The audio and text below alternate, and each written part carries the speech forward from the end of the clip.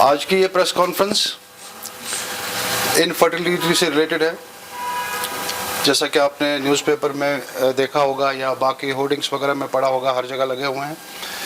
फर्टिसिटी Delhi based एक IVF centre है, जिन्होंने ये देख कर कि कश्मीर में अनफॉर्चुनेटली ये इनफर्टिलिटी काफ़ी अभी फैली हुई है, क्यों है क्या है वो शायद हमको डॉक्टर साहिबान वो बताएंगे।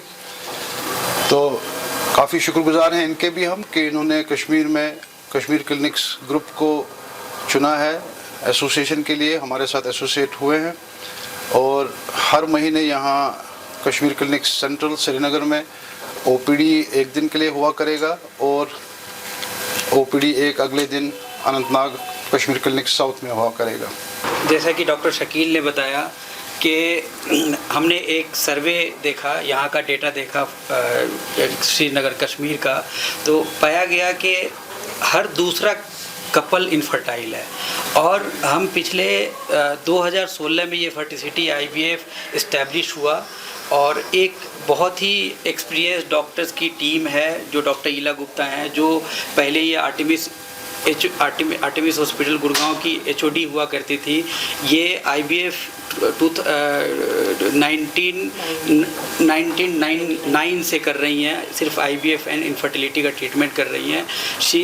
ये हमारी क्लिनिकल डायरेक्टर हैं and one of the directors on the board भी हैं। हम लोगों ने मिलकर ये सेंटर 2016 में इस्टेब्लिश किया और इससे पहले हम 2016 से ही बहुत सारे कश्मीरी पेशेंट्स का हम ट्रीटमेंट वहाँ कर रहे हैं।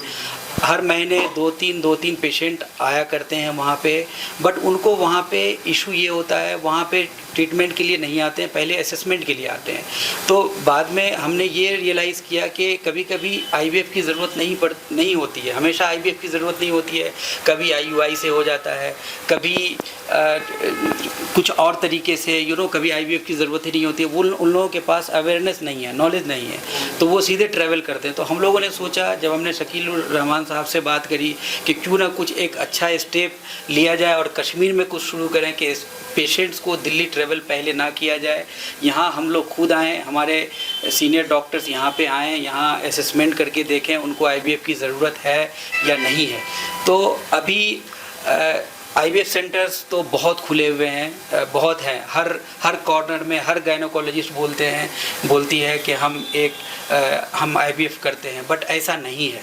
इसमें भी बहुत टेक्निकलिटी है, इसमें भी बहुत ये सुपर स्पेशलिटी की चीज़ है। जो एक IVF स्पेशलिस्ट होता है वो IVF को बहुत अच्छे से, IVF का नॉलेज मुझे भी है, बट IVF का साइंस मुझे नहीं पता है। IVF का साइंस एक IVF स्पेशलिस्ट को ही पता होता है। तो हमने ये सेंटर 2016 में, जैसा बताया कि 2016 में हमने इस्टेब्लिश किया, और ये इंडिया का पहला NABH एक्रेडिटेड IVF सेंटर है, जो और इस कंट्री में NABH एक्रेडिटेड IVF सेंटर नहीं है। उसके बहुत सारे पैमाने होते हैं, IVF लैब वर्ल्ड क्लास रखना होता है, इंफ्रास्ट्रक्चर रखना होता है। और हमारे पास जो अभी इंडिया की एज ऑन डेट जो इंडिया की सबसे ओल्डेस्ट एम्ब्रोलॉजिस्ट है डॉक्टर गीता गोस्वामी, जो 33 साल से सिर्फ एम्ब्रोलॉजी का काम कर रही हैं, वो भी हमारे फर्टिसिटी के साथ फुल टाइम जुड़ी हुई हैं सालों से। डॉक्टर ईला गुप्ता हैं, डॉक्टर दीक्षा त्यागी हैं, ये भी पिछले 25 साल से यही काम कर रही हैं और हम बहुत अच्छा रिज़ल्ट दे रहे हैं, बहुत अच्छा हमारा इंफ्रास्ट्रक्चर है। और हम नॉट ओनली कश्मीर, हम पूरे वर्ल्ड से हमारे पेशेंट आते हैं। हम 100 से ज़्यादा IVF महीने के हम वहाँ कर रहे हैं। IVF के कोई साइड इफ़ेक्ट्स एज सच नहीं है। IVF जो है ये एक टेक्निक है जिसमें हम इंजेक्शंस लगाते हैं एग्स बनाने के लिए। तो वो जो इंजेक्शंस होते हैं वो हार्मोनल इंजेक्शंस होते हैं और वो पेशेंट को दिए जाते हैं from second day of the bleeding. रफली ऑन एन एवरेज पेशेंट को 8 से 10 दिन तक इंजेक्शन लगता है। तो जो वो इंजेक्शंस जब लगाते हैं तो पेशेंट की मेडिकल हिस्ट्री, पेशेंट की एज, पेशेंट का ओवरीज का रिजर्व क्या है, पेशेंट के हार्मोन्स कैसे हैं, तो इन सब को देखते हुए वो इंजेक्शन की डोज डिसाइड की जाती है। अब जो आपने साइड इफ़ेक्ट पूछा, तो इसमें ये होता है कि जब हम हार्मोन्स के इंजेक्शंस लगाना शुरू करते हैं तो ये ऐसा नहीं है कि हर पेशेंट को वही इंजेक्शंस लग रहे हैं और उतने ही दिन लग रहे हैं और वैसी ही प्रोटोकॉल सबके साथ फॉलो हो रही है। जो डोज होती है इंजेक्शंस की और जो नंबर ऑफ डेज होते हैं वो हर पेशेंट का डिफरेंट होता है, तो इसका कोई एक सेट प्रोटोकॉल नहीं है। तो यहीं पे जो डॉक्टर का एक्सपीरियंस होता है वो बहुत इम्पोर्टेंट होता है। मतलब कोशिश हर डॉक्टर की यही रहती है कि अल्ट्रासाउंड से ध्यान से देखते हुए कि कोई ब्लड वेसल तो नहीं आ रही है, इंटेस्टीन कोई बीच में तो नहीं आ रही है, तो वो ये ध्यान से यदि आप सब कुछ करोगे, आपको मालूम है कि आप इतने केसेस कर चुके हो, किस पेशेंट को कैसे डील करना है, तो side effects are very very rare. ये सक्सेस रेट की बात हम कर रहे थे, कितना ये success rate success rate again ये पेशेंट टू पेशेंट डिफर करता है। ये हम नहीं कह सकते कि सक्सेस रेट एक पेशेंट का इतना है तो दूसरे का भी इतना है, बट यदि हम ओवरऑल स्टैटिस्टिक्स निकालते हैं, हर क्लिनिक का सक्सेस रेट डिफरेंट होता है। तो जो हमने अपने क्लिनिक का जो स्टैटिस्टिक्स देखा है, यदि हम 6 महीने का या साल का स्टैटिस्टिक्स निकालें तो it is up to 75 to 78%। बाकी हाँ, सक्सेस रेट जो होता है वो डिपेंड, अब यदि हम इंडिविजुअली बात करें तो सक्सेस रेट डिपेंड करता है पेशेंट की एज के ऊपर। सबसे पहला factor is the age of the female partner, that is very very important, क्योंकि एज के साथ साथ नंबर ऑफ एग्स भी कम होते चले जाते हैं और जो क्वालिटी होती है एग्स की वो भी कॉम्प्रोमाइज़ होती चली जाती है। जब हम क्वालिटी की बात करते हैं तो जो जेनेटिक मटेरियल होता है एग का, उसमें चेंजेस आने शुरू हो जाते हैं, उसमें म्यूटेशन आने शुरू हो जाते हैं, क्योंकि ये जो एग्स होते हैं ये सिंस बर्थ होते हैं। तो जैसे हमारी एज हो रही है, हम एज दिन ब दिन बढ़ती जा रही है, वैसे हमारे एग्स की भी एज दिन पर दिन बढ़ती जा रही है और जेनेटिक चेंजेस म्यूटेशन होते जाते हैं।